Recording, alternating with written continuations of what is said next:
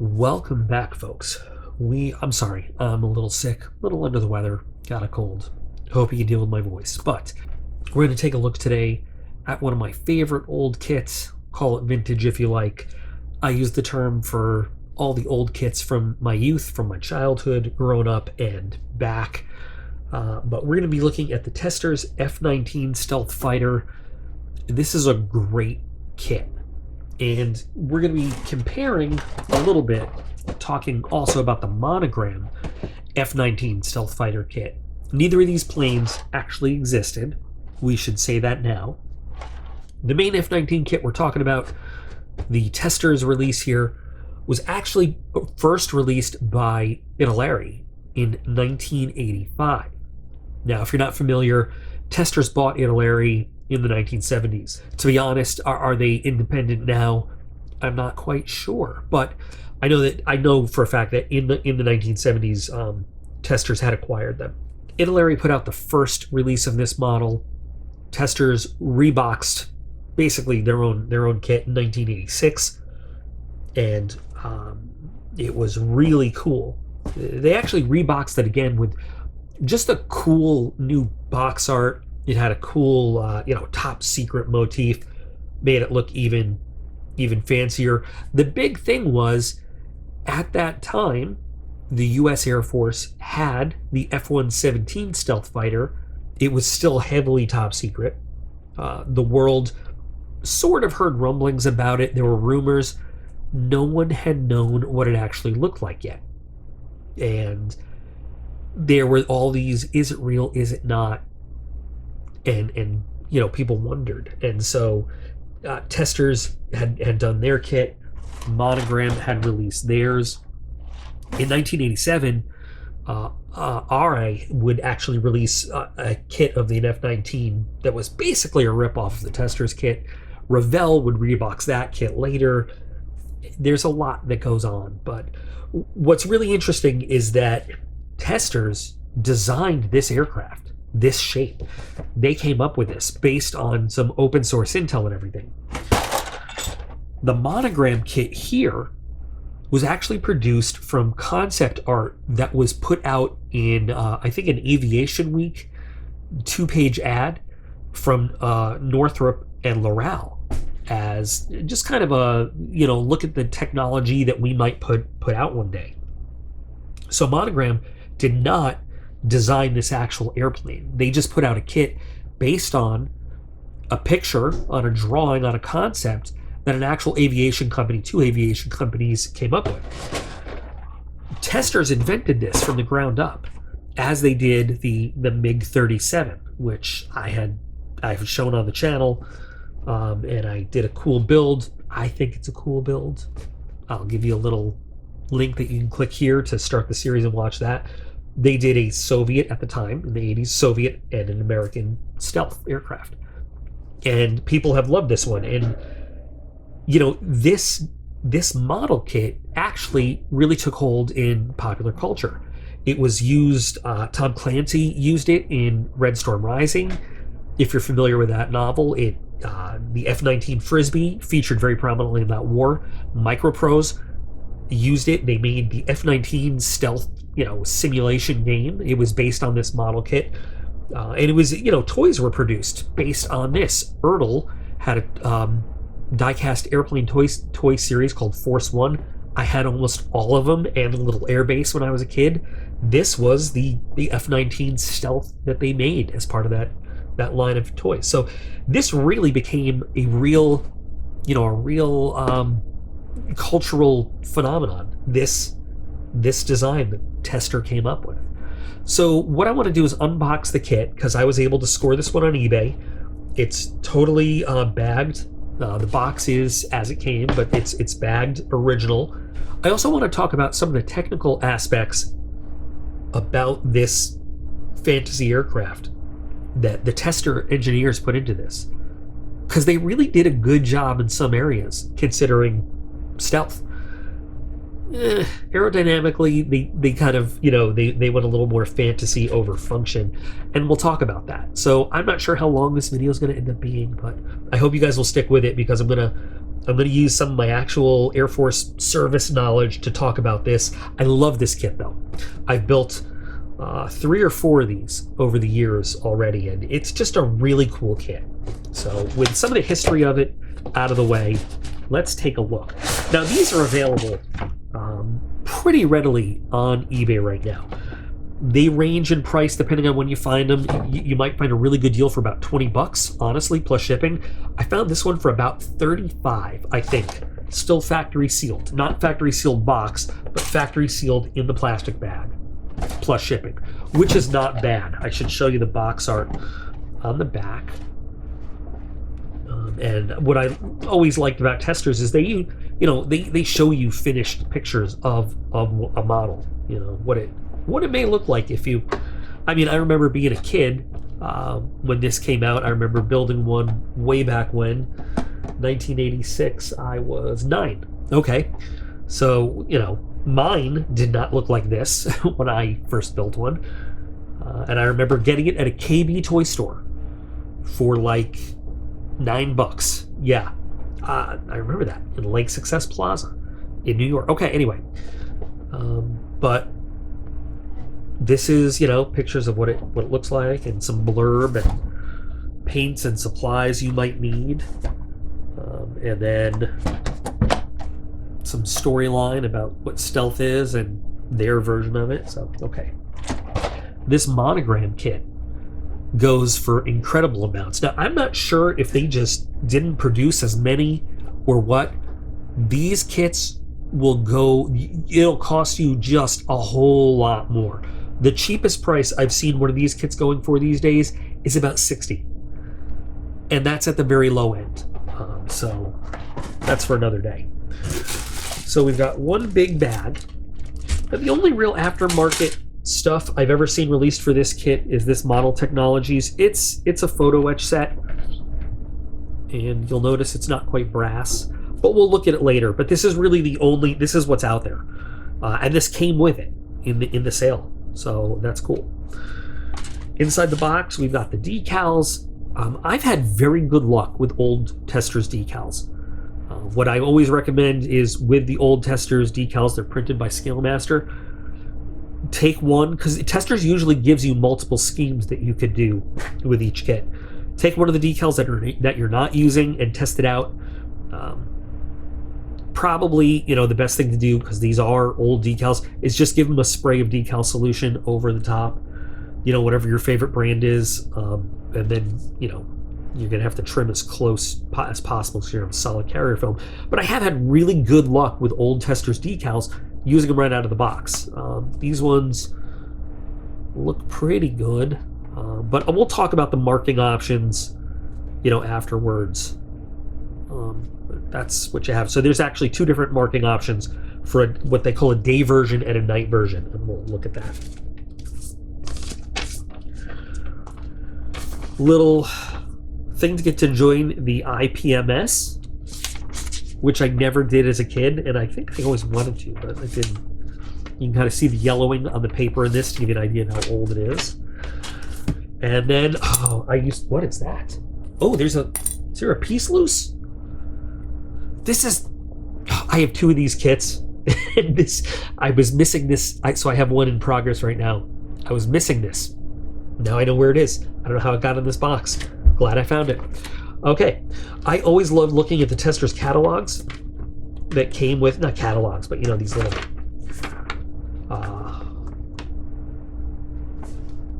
and this one doesn't have a whole lot in it. Oh, want to get my hands on that. That's a 172 scale, but they have a 148 scale version of that. But anyway, these are always cool to tell you different projects that you could get into.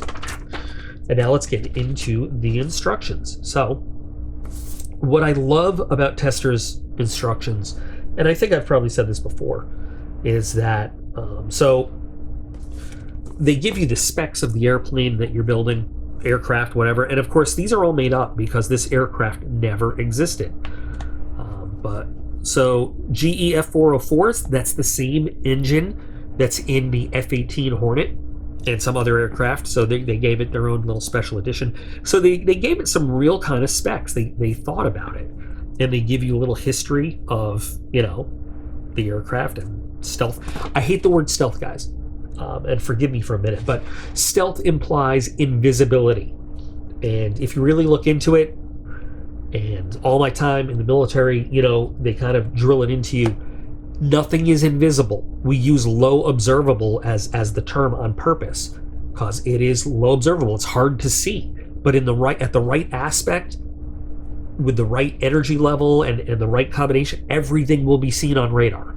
Everything will be seen on radar eventually, at the right range, with the right energy, at the right aspect angle. Nothing is stealth. Stealth means invisible. Nothing is invisible, but that's just a technical thing. But anyway, as we go through the instructions, what I really love is that, let me find one. Testors always gives you well, I don't know if we're going to see it in here, but Testors gives you these like little technical notes.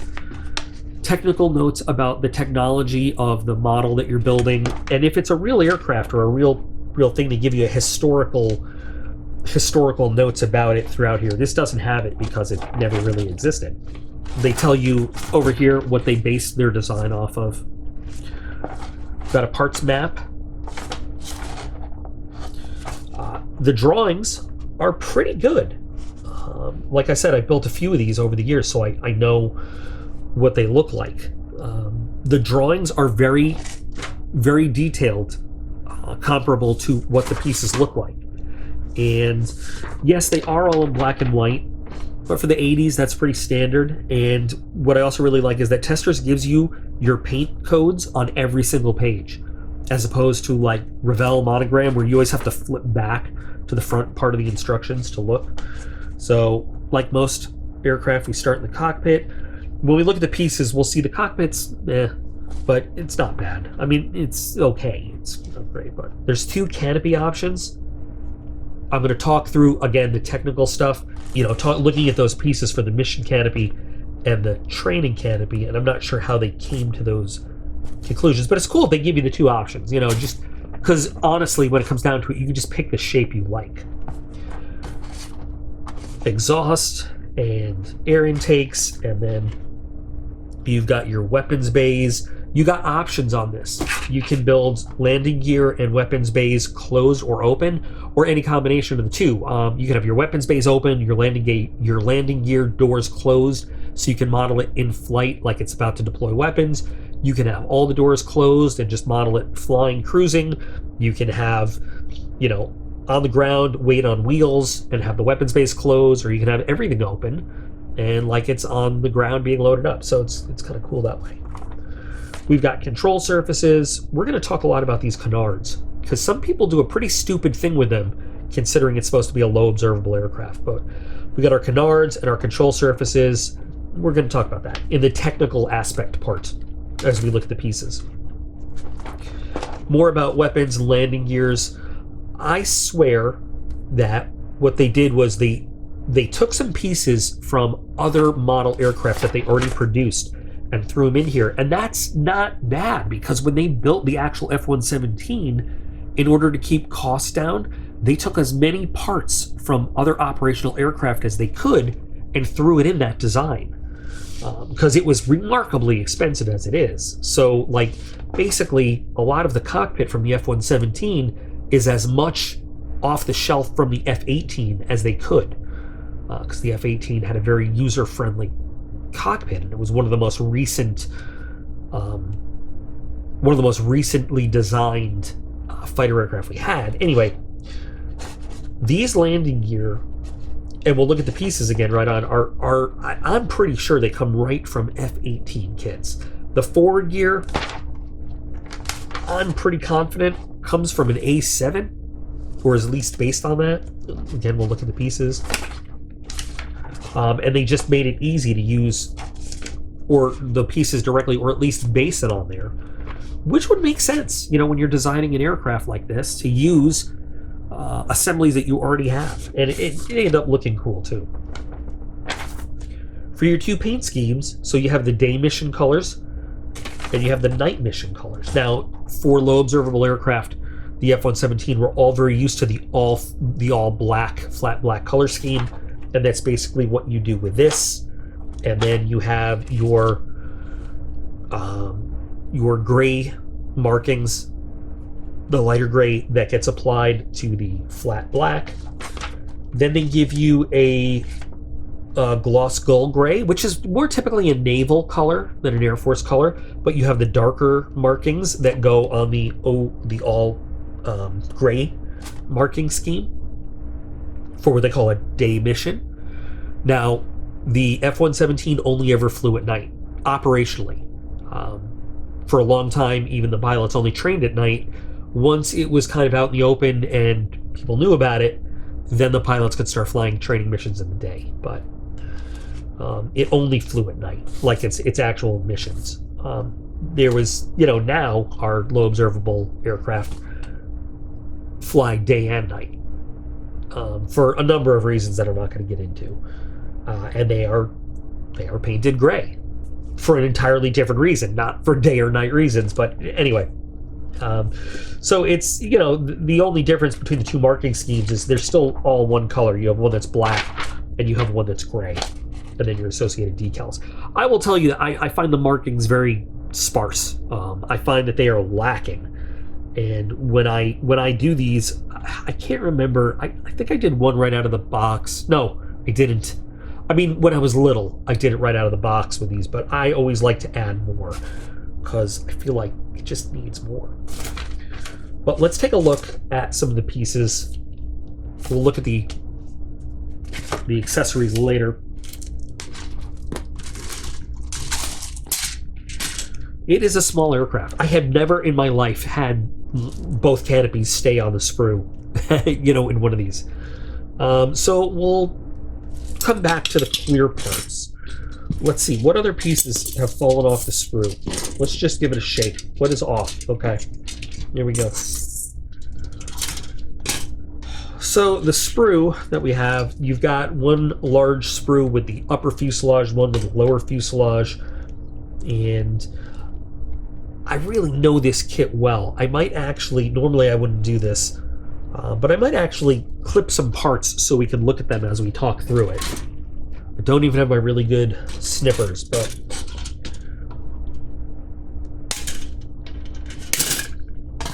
because I just want to, I want to be able to show you some things as we go through this.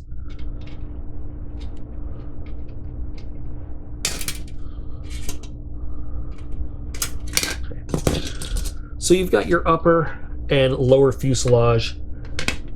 The lower has some decent detail on it, inside the landing gear bay, inside the weapons bay. Now the weapons bay is very small. It barely holds modern weapons. Now, just to give you an idea, on the F-117, it basically had 2 weapons bays of this size to hold its weapons. So what I'm saying when I say it barely holds modern weapons, if I don't have, I wish I had like a 500-pound, like GBU 38 or something in here. It will not hold 2 500-pound precision-guided munitions. It just won't. It's not big enough.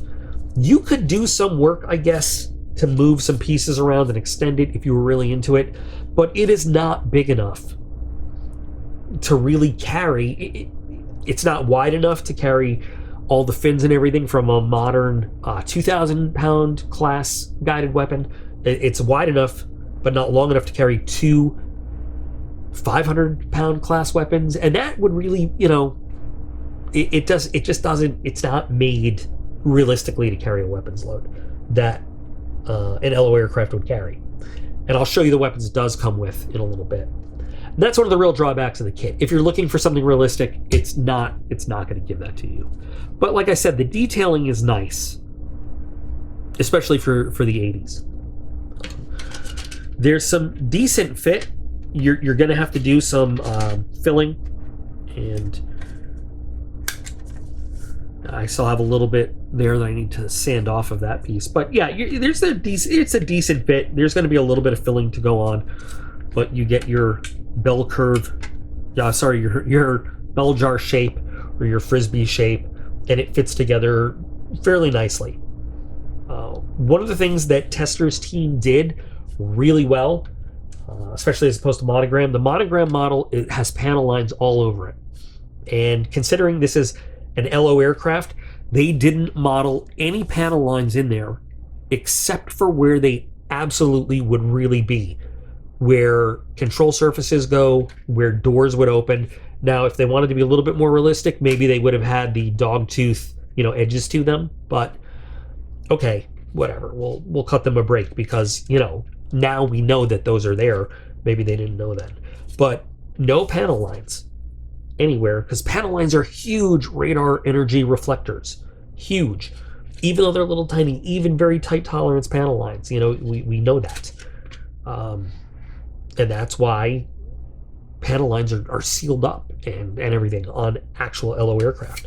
On the Monogram kit, you can see the panel lines that they have. The box art reflects what's actually on the kit. They have all these panel lines in there, which, looks cool when you're building it and everything, but it's not realistic to a stealthy aircraft. And they did a great job with that, designing this plane like that. Only openings on the skin of the aircraft where it would have them. And you can see that they designed, like, even on these Ram air scoops here, they designed like the mesh covering that would scatter radar energy. So yeah, they really put some thought and engineering into this. The cockpit it's okay. It's got a little bit of detail. Remember, it doesn't represent anything real, so they could just do what they wanted. So you've got some fine details where you could, dry brush or just, pick out with a fine brush or something. Not a whole lot going on. You do have some ejector pin marks that you got to take care of, however you so choose to do it. One of the places where this kit really lets you down is with, you know what, I'll pop it off because it's hard to see. This up front instrument panel, there's like nothing there. There's just nothing there at all, and it's just going to keep moving around. So let me, like I said, the cockpit of the actual F-117 was kind of ripped out of the F-18, and so they had 3 very nice multifunction displays in there and a lot of other stuff. This doesn't give you much at all. And if you are going to finish this with the canopy open, the canopy opens very wide, so you can really see into that cockpit. Sometimes we're not worried so much about the cockpit details because you really can't see in it, even with the canopy closed. And this would be, let's see, since this is already off the sprue, even with the canopy closed, let's say with the training mission, with the training canopy, you can see how it would afford a really wide view into the cockpit. So you really will see into this cockpit when it's all done. So whatever you can do to spruce this up or modify it to really give some good detail and add detail into this cockpit tub, you really do want to do it. Speaking of detail, the seat doesn't have much going on. It has some basic strap detail. Here are the sidewalls for the seat, and again, very basic detail. It's a very early looking, U.S. ejection seat. Not representative of a modern U.S. fighter ejection seat at all. You can do some work with it, but if you choose to use the pilot figure that's included, it'll hide a lot of that stuff that's there. What did I do with the pilot? We lost our pilot. He's not very highly detailed. The Monogram pilot is so much better than this guy. He's not terrible, not great. You can pick out some detail on him, but I would look for a Tamiya, a Hasegawa, or a Monogram Revell pilot figure to sit in that seat, or leave the seat empty and just use whatever spares you have. I don't know if you can fit an Aces 2 in that cockpit. I might try it though. I might try to put an Aces 2 actually in the cockpit and see if that fits. Something else really cool that the Testors team came up with, technical wise, is with the air intakes. So we have these. This piece is already off. And with a lot of LO aircraft, what they do to hide the radar return signature from the engines, because a huge source of radar return on any fighter is the forward face of the compressor of the compressor turbines, the turbine face, the fan blades. Those return so much energy. So what we do is on things like the F-35, the F-22, they have S ducts. So the air intakes are shaped like this. It's just a little bit more engineering in there, but it adds weight because you're adding ducting to make that S, so the radar energy doesn't hit the fan blades, the turbine blades, and come back. What they did on the F-117 was they had that mesh framework in front of the air intakes, which was not as effective, but it worked. And Testors' team has come up with something similar. So this piece fits here on the bottom of this air intake cover, and it's kind of like a shield for the air intake. Now, one place you're really going to have to do some filling and sanding are the seam lines here where these intake covers fit. So the way that Testors got around your radar return problems for the turbine faces is by making this little setup here. Remember, they designed this. They did this. It's great. And this works. So you have... Where did my piece go? Oh, it went in. It went in the plane. Okay.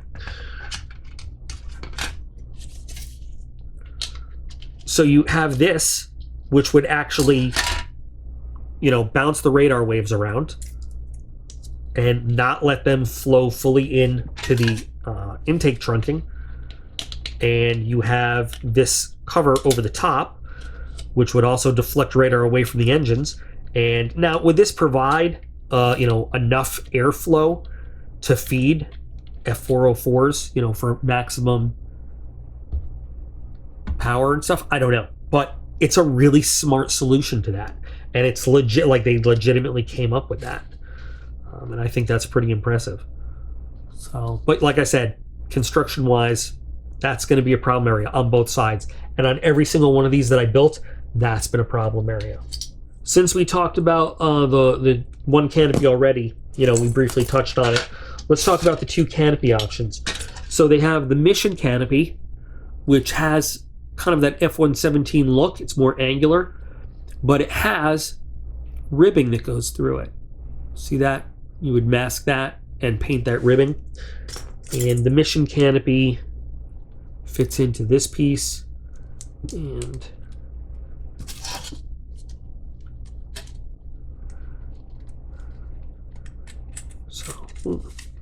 these fit together really well when you're building them. They don't like to just dry fit very much, but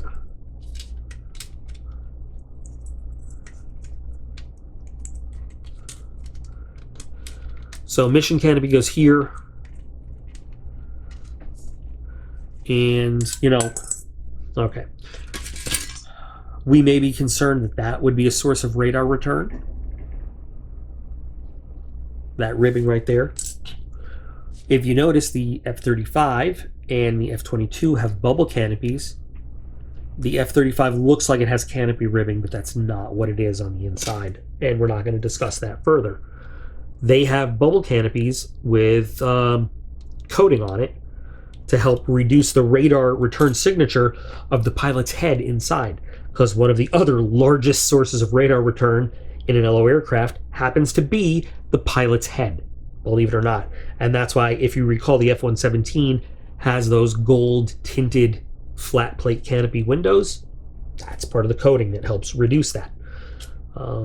So, you can use whichever one looks cool. I actually kind of like the bubble canopy view, and I would think that in a, I'm not sure why a training canopy would, I guess maybe for a better view, they would use that. But I would also think on a mission, you would want the best view too. I don't know, but you can use either one. They both look cool. And both of these are positionable open or closed. So there you go. The weapon options that they give you are sort of okay AGM-65 Mavericks. And you got two of them that these do fit in, both of them inside the weapons bays. But, however, these are not at all the kind of weapons that you would want to mount on your LO aircraft.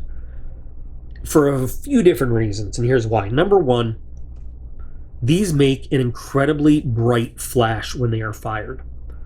Their range is only about, in the 80s anyway, we're dealing with 1980s versions of this weapon.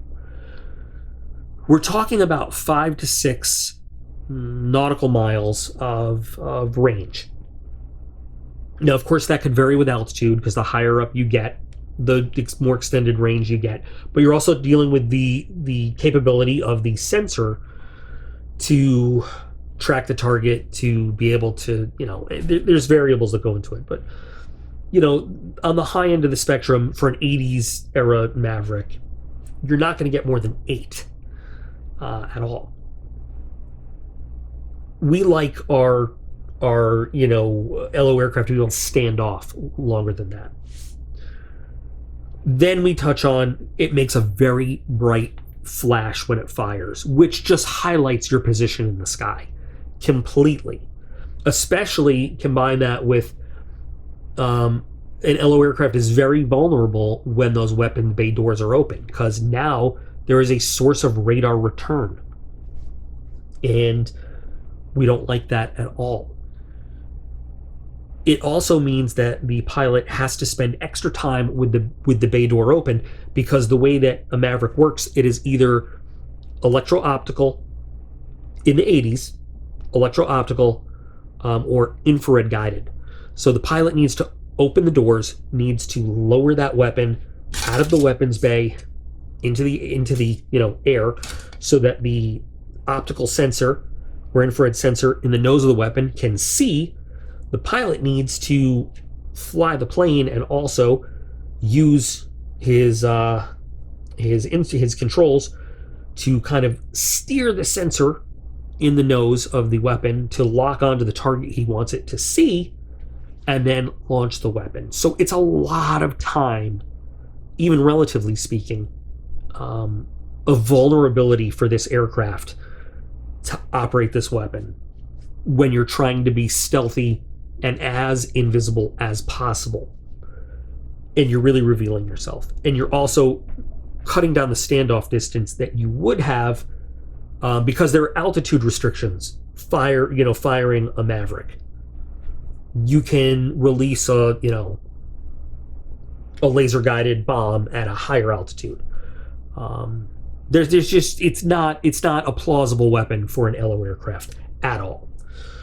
Now again, we're in fantasy land, so we can say whatever we want. And they built this model specifically to hold 2 of these Mavericks in the weapons bay. And they fit.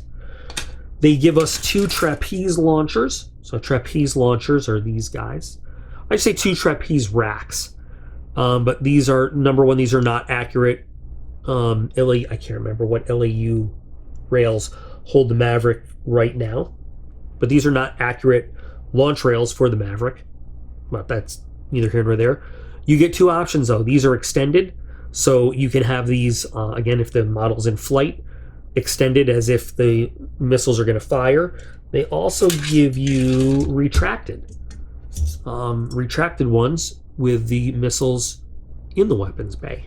And so you can have the weapons bay open with the missiles retracted in the stowed position. You can have one of each, whatever you want, or you can just build that weapons bay closed.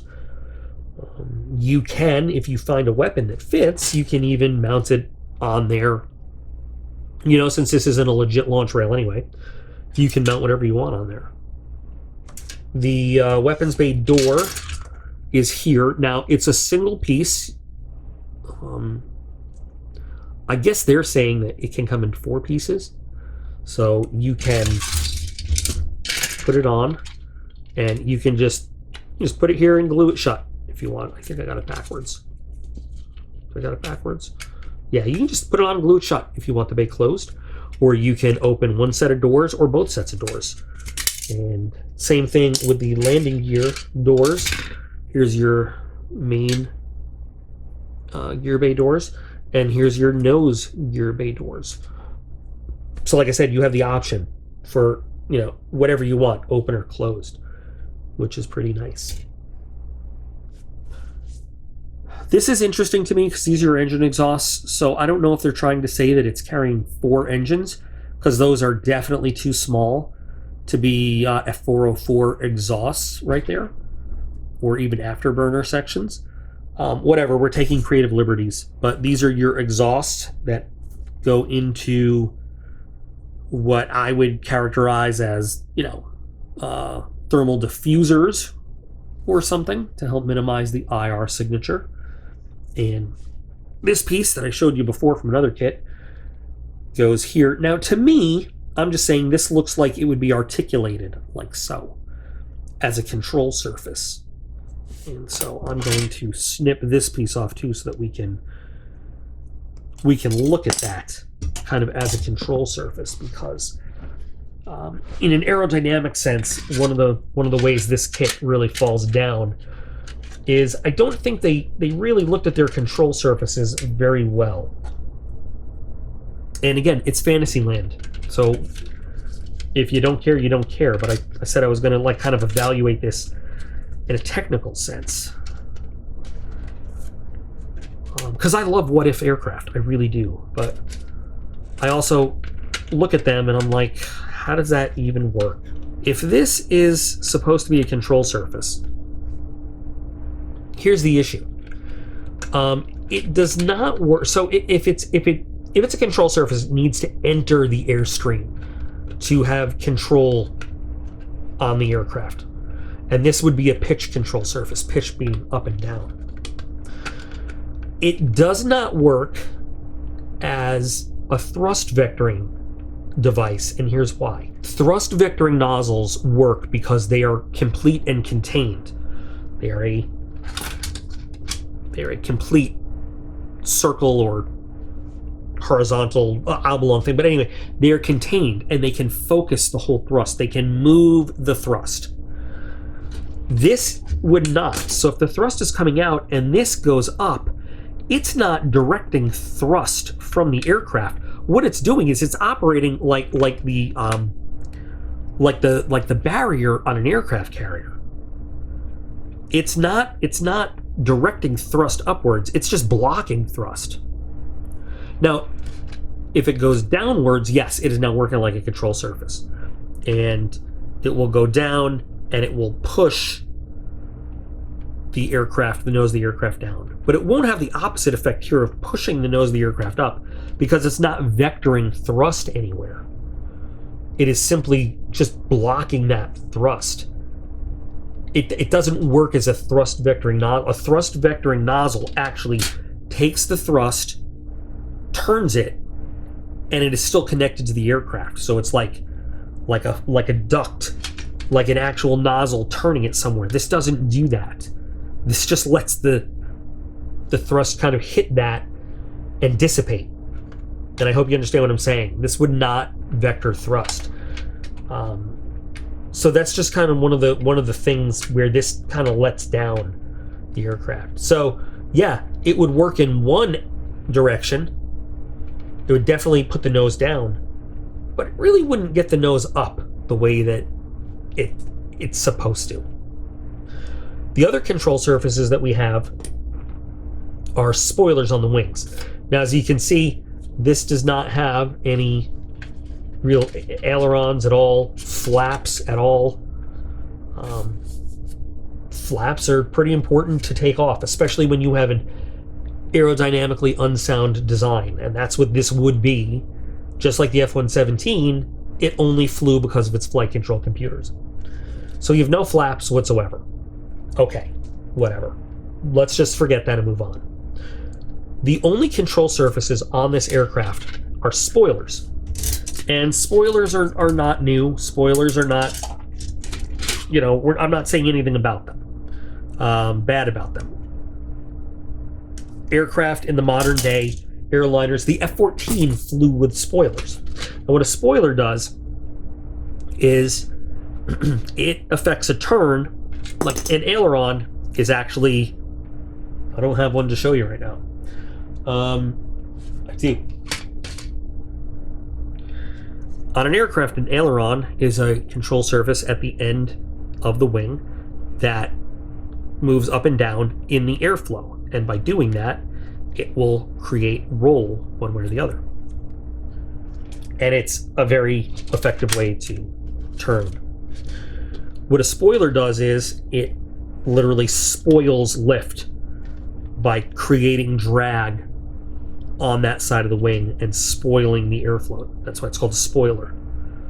And so when that spoiler is activated, that side loses lift, causing it to dip, and the aircraft goes into a roll. It's just another way to affect a turn in an aircraft. The thing is, these are such small control surfaces. This would be, even if we had triple flight control computers and everything,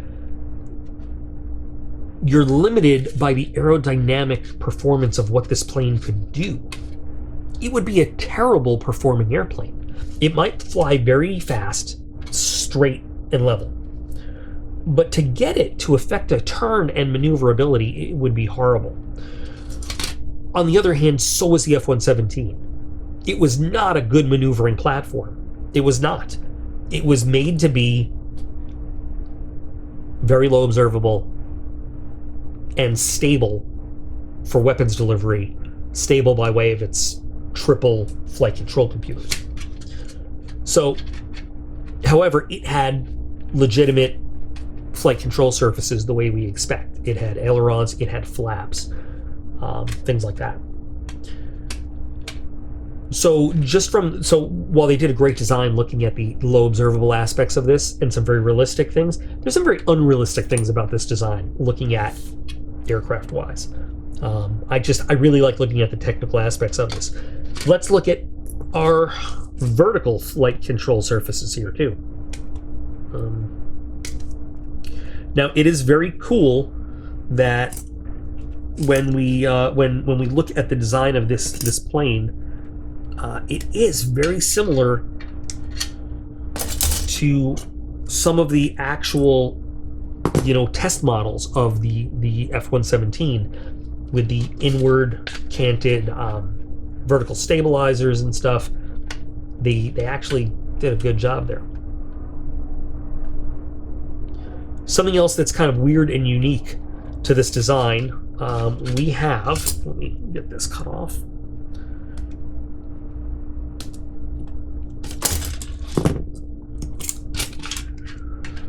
So we have the vertical stabilizers. They're in two pieces, 1 and 2. This is another place that's going to require some filling and sanding. This joint here, where it meets the fuselage, and over here as well, because I've had every single one of them has been a little uneven, and you would think that this would be blended better. So what I do is I fill and sand right here and right here to have this be a blended piece. I just figure that is realistic. So we have on the one hand a rudder over here, which an aircraft would need. The rudder controls yaw, which is the airplane just controlling this. And that's a pretty important part of flight to keep it flying straight. They have, in a weird kind of choice, the aerodynamic brake, or the air brake. They have it as part of the vertical stabilizer, which is weird. So you can position these open like that, and these open up and they basically cause drag and slow down the airplane. The problem is, as an aircraft is coming into land or take off or whatever, I mean, the thing is, there's very often a case where you would want to use your rudder and your air brake at the same time. And having this as part of that system, that just is highly illogical, Captain. That doesn't make a lot of sense. Because if half of your rudder is your brake, just how does that even work? So, because remember, the rudder needs to be able to move in both directions. So how does it do? I mean, it doesn't make sense to have your brake in there. Maybe I understand that they just didn't have room. I don't know. It's just it's weird that they put so much good thought into the rest of it, and then they put the air brake connected to the rudder. Weird. Another thing that we want to talk about is the canard. Because I've seen some people do some really dumb stuff with the canards. So, they augment some of the control surface problems by adding these canards. I have seen some people take the canards. I've seen lots of pictures. I haven't seen people do it, but they take the canards and they remount them over here on the forward chines of the fuselage. And I gotta tell you, this is really dumb. Really dumb. It looks cool. It's really dumb. Putting the canards here will allow them to act kind of like control surfaces, right? But think about it. You're flying over enemy territory and you have radars shooting energy up at you like this. These canards, which may reflect energy, being mounted here on the upper fuselage, trying to hold it, are protected from reflecting energy by the bottom of the fuselage.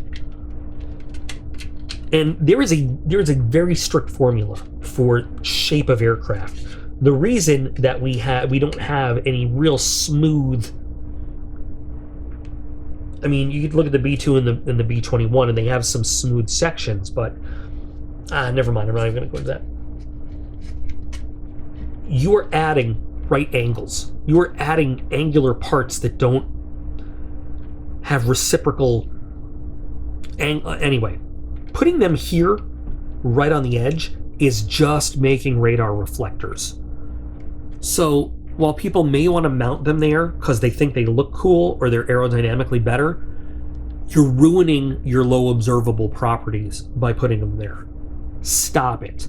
It doesn't serve the purpose. Yes, I agree. It looks cool, and the RI and the Revell versions have these round canards right on the surface here, on the chines. But that's not. There's a reason. There's a reason the original model had them mounted up here, and not over here. And that's a technical thing. Looking at some more of the pieces, though, you've got very decent detail on the landing gears. And like I said, these look very similar to F-18 main gears. And those with some weathering and some detailing will come out very nice. This is part of the canopy to have it raised. Again, some good detail. So your wheels, main gear and front gear here. Like I said, to me it's very A7-ish, the way you have this big trailing nose gear. I think we hit just about everything. And then you got some other, it could have a little more detail in terms of, hydraulics and pistons to close doors and open doors and things like that. But overall, it's not a bad kit at all. I really like it. You have a little tiny HUD thing there. You have a little optics window for the front nose that goes there. That little hole. You have a couple landing lights also on the clear sprue. I'm not sure what this is, but I like to paint that like it is also optics. Because the thing is, having the only kind of sensor or optics be this little window in the front is not a good system either, because it means you have to constantly be flying towards the target and at a downward angle, losing altitude. The actual F-117 had two sensors. It had the forward-looking infrared and the downward-looking infrared, two little sensor balls. That way, the pilot could observe the situation heading into it, and then could orbit just outside of the target area and keep eyes on the target and designate weapons as he flew around. Having this one little sensor in the nose means that you can see kind of what's ahead of you, but if you want to use like a laser designator or see anything, you have to keep flying directly towards your target and be at a downward angle towards it. And that's just not cool at all. When I did a modern version of, I did like a what if of this F-19, I actually included a retractable little optics ball on the bottom of the nose that the pilot could use to replicate that ability to see kind of all over on the ground, which I think this kit would need. But again, they didn't know that stuff. They were just putting together, what they thought they could. Real quick, let's look at the Model Technologies aftermarket set. Let's see if I can open the Model Technologies aftermarket set.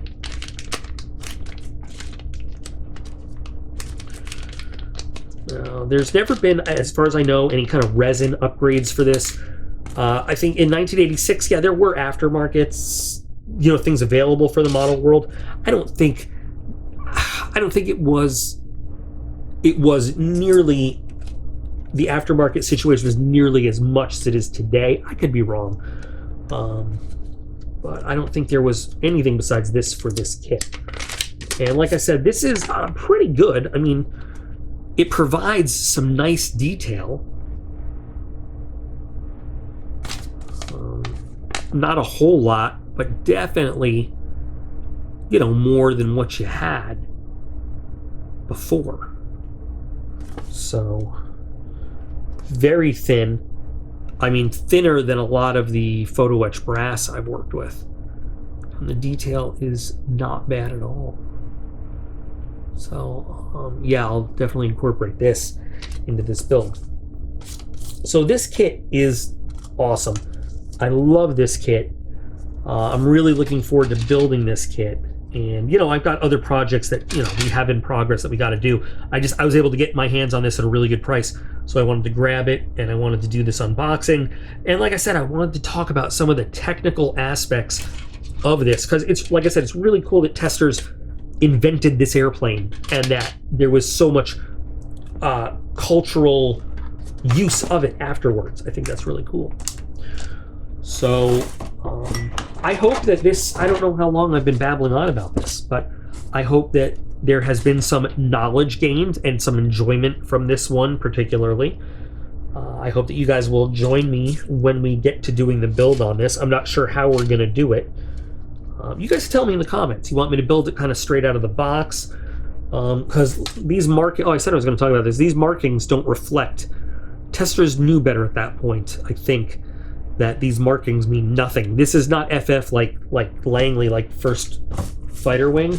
They have like just one F on the I don't know what that is. So you can tell me if you want me to build it right out of the box, or you want me to give it a kind of a modern scheme, or mark it like an F-170, whatever. How do you want to see it finished? So anyway, I hope you guys enjoyed this. I love talking about it. This is one of my favorite all-time kits. I'm really excited to get to it when I can get to it. Let me know if you have any experience with this. If this is from your yesteryears as well. In any case, for all you guys building out in YouTube land, keep building them. Build them well. And I'll see you with another video real soon.